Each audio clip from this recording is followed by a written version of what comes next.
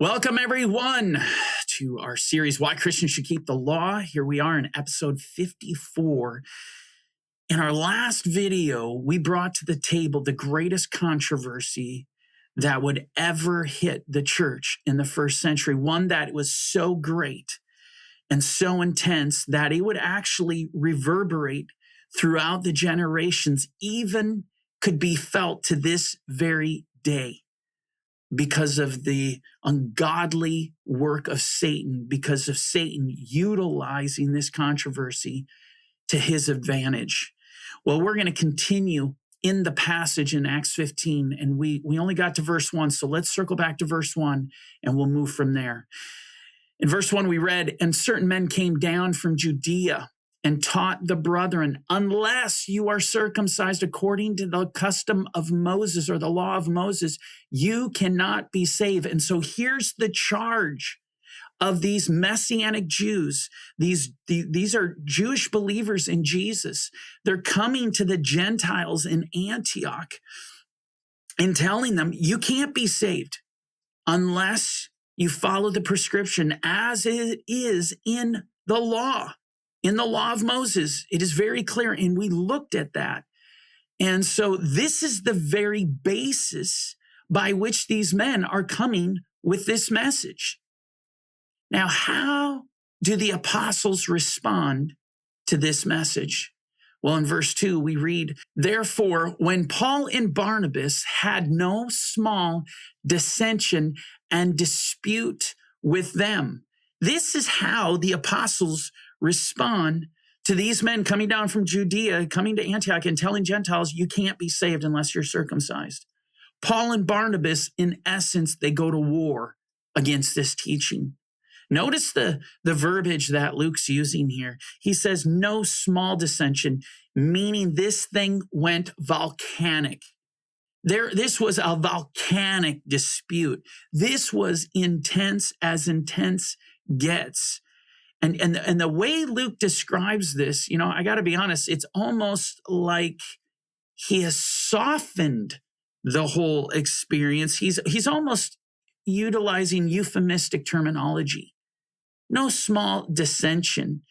Whereas if you were to ask Paul, explain this situation, Paul's language is a lot more harsh. And the reason I say this is because Paul actually gives us the backstory to this very situation that's going down in Antioch right now. In fact, I want to take you to Galatians, which ironically is a book that is dedicated. The reason the book was even written is because of the issue of circumcision. And so I want to take you and give you the whole backdrop here from Paul's perspective, and you're going to notice his language is much more severe. Listen to these words. He gives us this story in chapter 2, verse 1.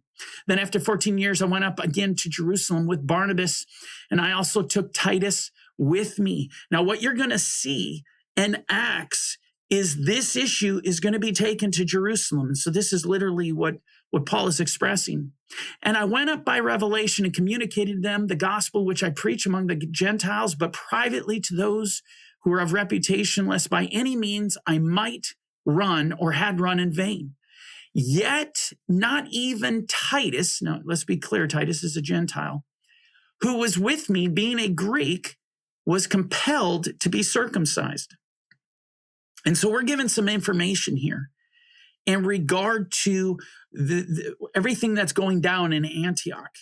We now know Titus, who would be a titan of the faith. Paul would utilize him greatly in ministry. He would utilize him to establish churches. I mean, this was no little person, as it were, in regard to the faith. Titus was quite prolific. Well, this Titus was in Antioch. He was one of these Gentiles that these men from Judea were talking to. And they were actually telling him, you need to be circumcised. And Titus wasn't having it. He wasn't compelled by their argument. Now, continuing, verse 4, "And this occurred because of false brethren secretly brought in, who came in by stealth to spy out our liberty, which we have in Christ Jesus, that they might bring us into bondage. Notice the language that Paul is using, so much more severe than how Luke lays it out. Paul actually goes for the jugular here and flat out calls these brethren who came down from Judea, he calls them false brethren who were out spying out our liberty. They were there to bring us into bondage. They were there to bring these Gentiles who had found Jesus into bondage.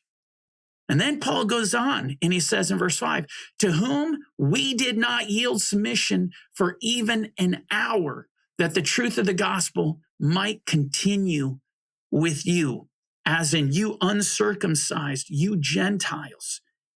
And so as we go back to Acts 15:2 and we read, therefore, when Paul and Barnabas had no small dissension and dispute with them, this is the backstory from Paul's perspective. Paul and Barnabas didn't give them an inch. They did not yield for a second to this interpretation or to this teaching that Gentiles can't be saved unless they're circumcised. Well, as we continue, we're going to see this discussion is going to be moved from Antioch into Jerusalem. And continuing on in verse 2, we read, they determined, and they being the church in Antioch, they determined that Paul and Barnabas and certain others of them, and this would include Titus, should go up to Jerusalem to the apostles and elders about this question. See, because they're in Antioch and the matter is not getting resolved. You have both parties that are remaining immovable.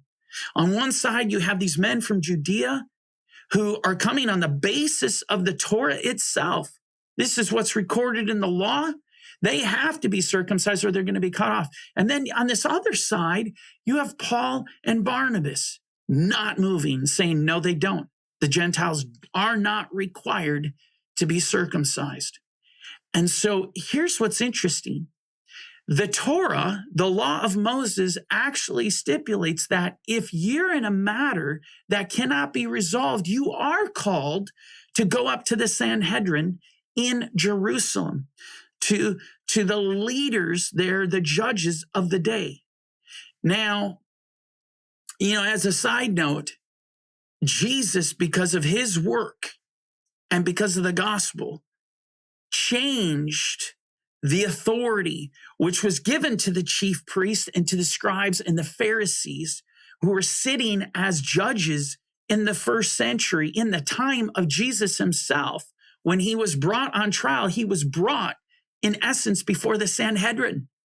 And these men that held this position of power, that power shifted to the apostles and to the elders, to the believers in Jesus, to the judges in Jerusalem in those days. Because this matter is going to go up to Jerusalem, but it's not going up to the same chief priests and to the Pharisees that rejected Jesus. It's actually going to the apostolic authority. And so here they go, and they're going to shift this. This is going to move to Jerusalem. And moving to verse 3, we read this. So being sent on their way by the church, as again, the church in Antioch, they passed through Phoenicia and Samaria, describing the conversion of the Gentiles, and they caused great joy to all the brethren. And this brethren means explicitly Jewish brethren. And so here, Paul and Barnabas and company, this would include Titus, they're making their way to Jerusalem. And along their way, they're sharing what God is doing with the Gentiles, that God has made this massive door of faith for the Gentiles to come in. And notice it doesn't say it caused a little bit of joy for these Messianic Jews. No, this is not what it says. It says they caused great joy to these Jews who are hearing this, to hear what God is doing. Moving to verse 4. And when they had come to Jerusalem, they were received by the church and the apostles and the elders, and they reported all the things that God had done with them. As in, God has been using us to minister to the Gentiles, and they're coming into the faith. They're being grafted into Israel. But that's not all they communicate to the apostles and the elders. They also communicate the dissension that arose in Antioch and that message that those certain individuals from Judea had brought and had stated, Gentiles cannot be saved unless they're circumcised. Well, as we continue in verse 5, listen to the response. But some of the sect of the Pharisees, doesn't say all, some of the sect of the Pharisees who believed, as in these are now Jewish Christians, they rose up saying, it is necessary to circumcise them and to command them to keep the law of Moses. And so I'm not surprised to see this because Pharisees were experts in the law. They knew exactly what the Torah said, especially when it comes to being a descendant and to be a part of Abraham's household. The states know you need to be circumcised in the flesh, including the foreigner.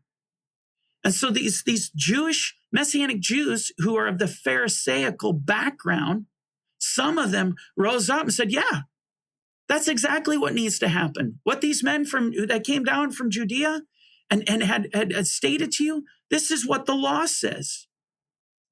Now listen to what unfolds here. Verse 6. Now the apostles and elders came together to consider this matter. And when there was much dispute, isn't that interesting? I mean, man, we are in the who's who of the faith. You have the biggest names in the faith ever. We're talking the Apostle Peter, you have the Apostle James, you have Paul and Barnabas, you have Titus there. I mean, this is the creme de la creme. And a dispute has erupted. A dispute amongst the elders. This is the inner sanctum of Christendom right now. We're at the Sanhedrin level. And this was disputed there. This was not just a dispute in Antioch. This was a dispute in the innermost sanctum of the faith. Take that in. And that just reveals to us how controversial this issue really was. Again, stay tuned because we're just getting started. May the Lord bless you and keep you.